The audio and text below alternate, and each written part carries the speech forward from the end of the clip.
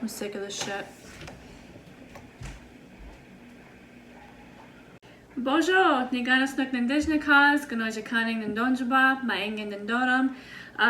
What's up? I'm Chelsea. Welcome to my channel. If you're new, this isn't my usual. If you're returning to my channel, I'm sorry that this week isn't one of my typical videos. This will hopefully be the last time that I ever have to talk about a serious topic, and then I'll be able to return to my usual silly, happy, sometimes educational videos next week. So if you're coming here to escape, this video isn't for you. But if you want to learn about a pretendian that is in our midst, or if you want to learn why your great-great-grandmother who was a Cherokee princess doesn't qualify you to be an Indian, then please keep on watching. Also, I will be doing the rest of the video as a voiceover because, again, this is a serious topic, and I feel like I'll be able to articulate the information more clearly that way. Ah, yes, Kodeerants. Do y'all remember her? He didn't tell any of us. It is not okay to do this to anyone. I don't care what formula it has, but you should never, ever, ever try to promote a product that does this to another human being. Why did no beauty gurus talk about? Yes, that would be the most annoying and entitled little rant that she later on ended up crying about because she just couldn't believe that James Charles reacted to her screaming at him. Well, James Charles is currently being talked about completely differently these days, but Cody has experienced some new people. She's experiencing native Twitter. So this isn't the first time we've encountered someone like this, and it certainly won't be the last. In fact, we recently learned that Otep Shemaya is full of shit too, but I didn't go on to make a video about her. I think what has inspired myself and my dear Twitter YouTube mutual, Don't Write Down Printup, to talk about Kodeerants is kind of a cocktail of things. First, her pulling every pretendian excuse out of the book, then her disgusting comments to actual natives that I'll discuss here in a bit, and her only using her supposed native identity when it's good for her. Nah, you're either native all the time, through the good and the bad, online and offline. And I guess you could say one other reason would be that her actions and her logic are so ridiculous and annoying, it's almost comical. I guess another reason you can add to that involves the fact that she's on YouTube and social media as well, and she went on to provoke us with her Instagram live streams. So, what happened? Well, let's start from the beginning. It all started when Cody made one of her online rants about the Bratz doll challenge. She made a really gross comment about how she doesn't want her lips to look, and I quote, like she got beat by Chris Brown. Have a listen. It is not even like attractive. Like, you look stupid. Yeah, let's make my lips look like I just got beat by Chris Brown. When confronted about her racialized comments and her comment that made light of the Chris Brown-Rihanna situation, Cody then went on to say that she's Indian and therefore can say things like that, as if that's her get-out-of-jail-free ticket, even though actual natives view the black community as siblings and allies, and we don't tolerate anti-blackness even within our own communities. So the problem is, she deleted that tweet. What's that about, Cody? You can't even stand behind your own convictions? Isn't that what this is all about? The fact that you're supposedly native and therefore can co-opt native struggles and POC struggles? Deleting that tweet kind of sounds like you don't even support your own logic. Anyways, one of the first things we do when we see someone make questionable claims that they're native, we search for any past tweets of them mentioning that identity because if they've never brought it up before, we know they're probably full of shit. Don't Write Down located a tweet mentioning Cody's relation to Pocahontas, which is a grossly common blood myth among white people. So she entertained Cody by asking about the claim in a friendly manner. For those of you who don't know, asking another person about as well as introducing oneself almost always involves asking about tribal affiliation and sometimes even clan affiliation, which she knew nothing about. In fact, one of the first things we're taught is how to introduce ourselves, and in my nation, introductions are even integral to speaking and ceremony. A major red flag, a bright, bleeding red flag, is when someone gets angry that they've been asked, which is exactly what Cody did. Why? Well, I'm not really sure what her justification was for getting upset and blocking someone for saying a basic native hello, except for the fact that she can't easily lie to the very people she's pretending to be. She then clarified in another tweet that she doesn't know that information because she doesn't care to research it. And then she said this. First of all, I don't spend time Googling my ancestors because I'm busy, living my life. And I don't even know my birth dad's favorite color. Why the fuck would you think I would know all about people who are dead, dumbass? So what exactly makes you native, Cody? Are you saying that those of us who are actually active in or reconnecting to our cultures are wasting our time and are beneath you? What the fuck do you mean by that, Cody? If you barely have a touch of native ancestry in you and you refuse to participate in what connects you to that ancestry, then how in the hell do you claim to be native? Because what prompted all of this was the fact that Cody spouted a blood myth to get out of accusations of being racist. Even if she was native, it would not excuse hers or any other native's anti-black sentiment. Let's use the N-word for a more well-known example. I wish I could say we all, but I suppose it would be better to say most of us. Anyway, most of us know that if you're not black, you do not get to say that word. Many in the black community will say it to each other without any negative connotations. Why can't non-black people say it? Well, essentially, because they're not black and cannot co-opt black struggles, which often result from racism. Racism comes in many forms, some of which are subtle, like following a person of color around a store. Some are overt, like calling POC slurs. Some are systematic, like poorly funding inner city or reservation schools. And some are even subconscious, like automatically and psychologically placing POC in negative mental categories just by seeing them. Humans have automatic and deliberate psychological systems that help us navigate a world of stimuli and information. And this is all coming from a 4.0 psychology student. This kind of information might help you understand that race is ultimately a social construct. But here's a good supplemental explanation of sociology from a scholar you might trust more than me.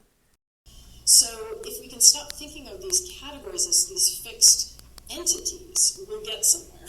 Raff later noted that race does involve biology, but as an effect. But that doesn't mean that these racial categories aren't real in some sense. And what I mean by that is, yes, they're culturally constructed categories, but they actually have biological effects.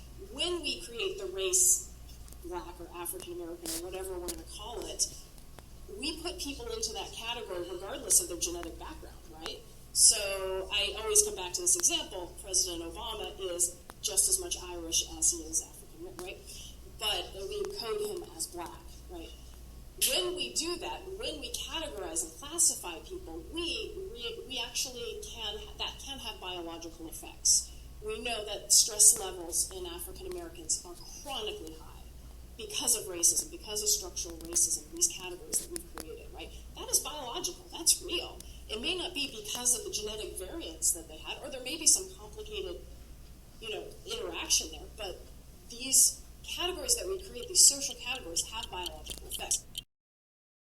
So, look at me, a native who was born to a native mother and a native father, surrounded by native family, surrounded by culture, grew up on the res with native friends, graduated from the red school. Most strangers put me into the white category because of how I look to them, and they treat me accordingly. It's called being white passing. I pass off as white. If I was completely disconnected from my culture and I didn't want to reconnect with it, and I'm floating through life living the same as everyone else in this white-dominated society, I might as well be white, despite who grandma is. What makes us native is our connection to our culture and to each other. And you, Cody, have no connections at all, nor are you recognized by anyone else as anything but white. You are white. I hate to even bring this up, but one thing that we natives have to deal with that was originally created with racist intentions is blood quantum. I'm not going to get into all of that because that's an entire video all on its own. Hell, it's a straight up college course. Anyway, many tribes and tribal programs still require people to have a certain blood quantum to be considered native, and that's to weed out fakes like Cody, who are 1/124th. Now, if you don't understand how tiny that is, imagine you have one full blood parent and one white parent. You are one half. That means 1/2. Cody is 1/124.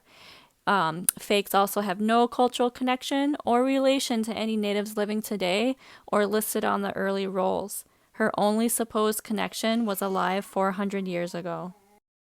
So going back to my example of the black community and why they accept certain behaviors from each other but not from non-black people, it's because they're within the same group and the same culture. They can co-opt each other's struggles and happiness.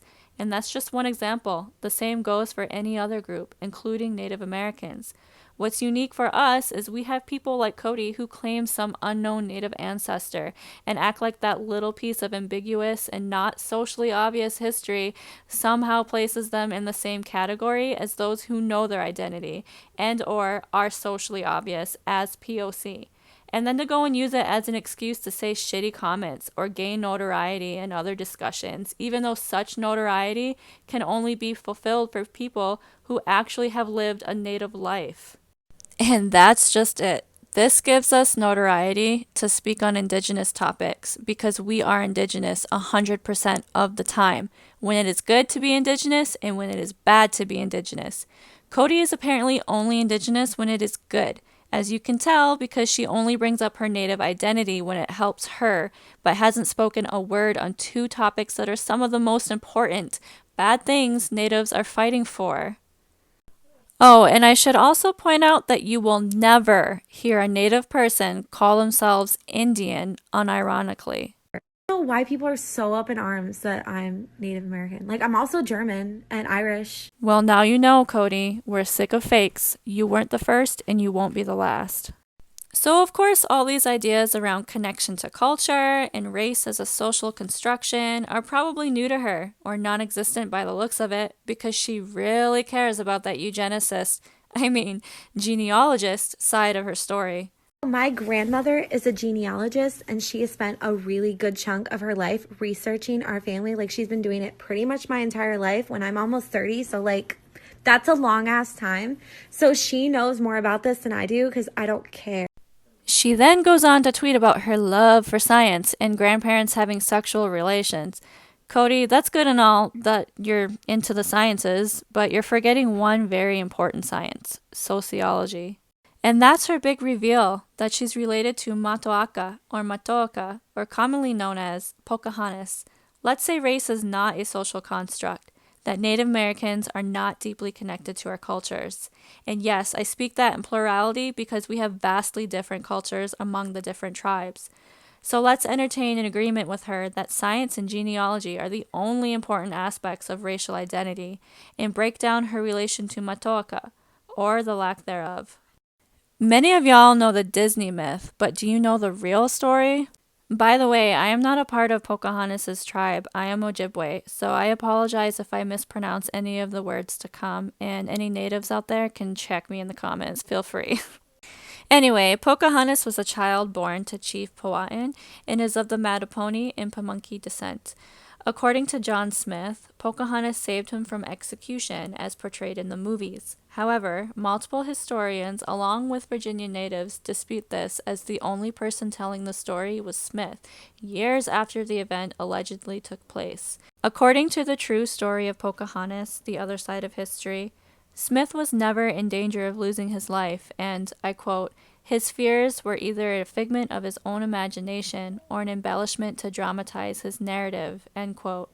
She was not 17 as portrayed in the films, but much younger, around the age of 10 at the time these events allegedly occurred. And remember that native dude, Kocoum?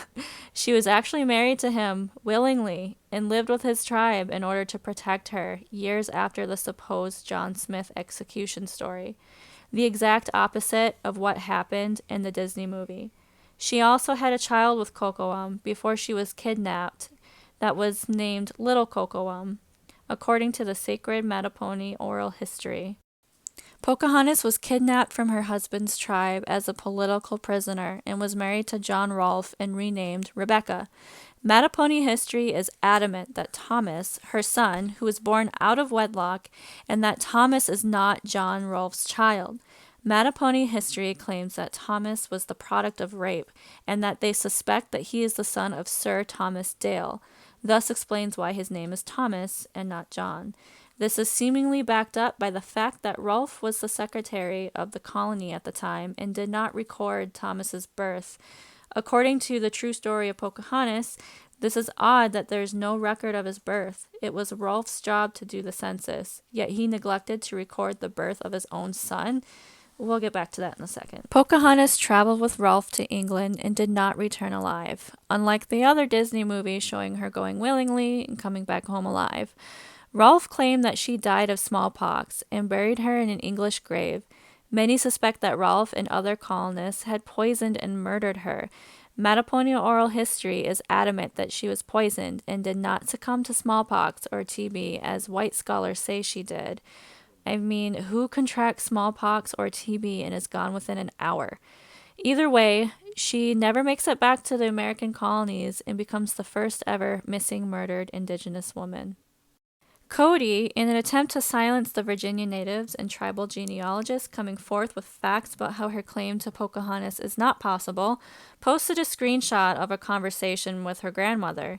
On March 15th, her grandmother states, and I quote, "Thomas Rolfe married Jane Poythress. Their daughter Jane Rolfe married Colonel Robert Bowling. Their son John Bowling married Mary Kennan. Their daughter Mary Bowling married Colonel John Fleming. One of their descendants, married Samuel Jordan, who is in my mother Elizabeth Jordan's line. I had to locate the genealogy notebook with the exact name. That is how we are related to Pocahontas." End quote. Don't you love the 300-year gap here? She claims that people should get off her back because, and I quote, "It is not my fault who my grandparents fucked." End quote. But her grandparents never fucked or raped Pocahontas, and here's why. According to Powhatan oral history, which has been proven to be more correct than the white man's history, Pocahontas never had a child with John Rolfe. I quote, "Mattapony history, it's clear that Pocahontas had a son out of wedlock, Thomas, prior to her marriage to John Rolfe," end quote. Thus making any child that claims John Rolfe as a father is very uninformed from the get-go. Specific lines in particular are called the Blue Bowlings, as they appeared out of the blue in the 1900s with claims to Pocahontas' line. Cody posted a screenshot of her conversation with her grandmother that stated that their claim to Pocahontas comes from Jane Rolfe. According to a site dedicated to dubious Pocahontas claims, which I'll link down below and in a card, Jane Rolfe is listed as the first of one of the main fake claimants. While it is true that Thomas Rolfe did have a daughter named Jane, she died without issue, or in other words, as a child, and did not have children of her own, and is thus considered one of the Blue Bowlings. The Blue Bowlings are very famous among Virginia natives and are not liked for the number of fake Pocahontas claimants they have spawned. Many of Pocahontas' legitimate descendants fall under Little Kocoum's line, her child with Kocoum, and many of them are still alive to this day. Seeing as Cody cited Wikipedia, Wikipedia apparently takes the side of the Blue Bowlings in this issue, as it repeats this history, but Native history is way more reliable than a website that mostly sources fraudulent Ancestry.com trees, and mostly white history that has been proven for decades to be wrong. But I mean, I guess there's one thing on there that's right.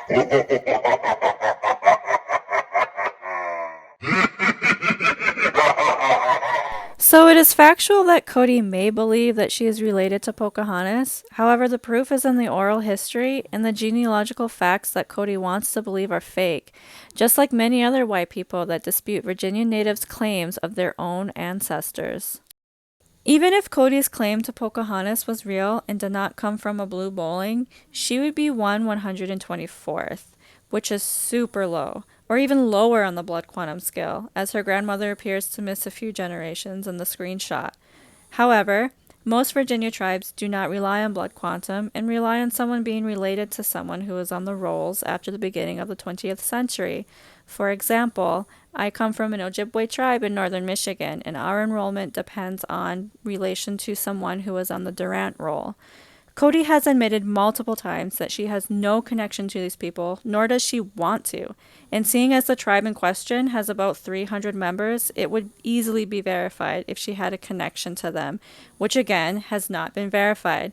She would not even be close enough to be considered a disconnected Native, and has also stated that she does not want to and will not make an attempt to become connected, as if any Virginia tribe would have her after this debacle. At the end of the day, Cody spouted a blood myth to get out of accusations of being racist, and she's done it multiple times. Even if she was Native, it would not excuse her anti-black statements. The fact that somebody just messaged me and called me a pretendian because I'm part Native American, like, is that racist because they're making fun of me for being Native American? Like, that feels racist to me. Am I wrong? Yes, Cody, you're wrong. It does not make the natives who have asked you kindly to stop racist. How would that make us racist? Racist against ourselves? Like what? Calling you a pretendian is not being racist or making fun of you for being native, Cody. Calling you a pretendian displays our distrust for you because you are pretending to be us. Hence the term pretendian. Even those close to you are coming out of the woodwork to confirm you're fake. I mean, in a video that Don't Write Down did, in the comments section, someone commented that you have admitted to filing incorrect info on your medical charts, listing yourself as Native American. Check out this screenshot. And here's another thing, being nice versus not being nice. Her little friends like this one just had to come along to defend her without knowing the situation, saying we should have been nice about it and calling us vicious. You might as well just call us merciless Indian savages. Not to mention, Cody, you ranting and raving on live streams is a sure way to provoke unfriendly fire. I don't care if you brand yourself as Cody Rants. That's your fault for setting a negative environment with your brand. I was also contacted recently by someone who said you were expressing thoughts of depression from all this. Do not blame me or anyone involved besides yourself. This is what happens when you cross people, Cody. Plus, you blocked everyone. We can't see you express your fragility. We only see your white fragility. Cody is not Native. She's not indigenous. Or as she likes to say it, she's not Indian. She's just a white girl who heard a blood myth and assumed that gave her a get out of racism card. Even if we were all somehow incorrect, which I mean all things are possible, then she's just bad medicine.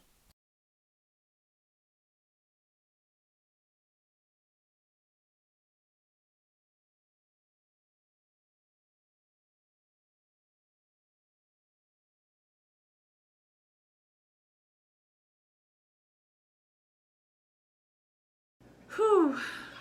I gotta go smudge.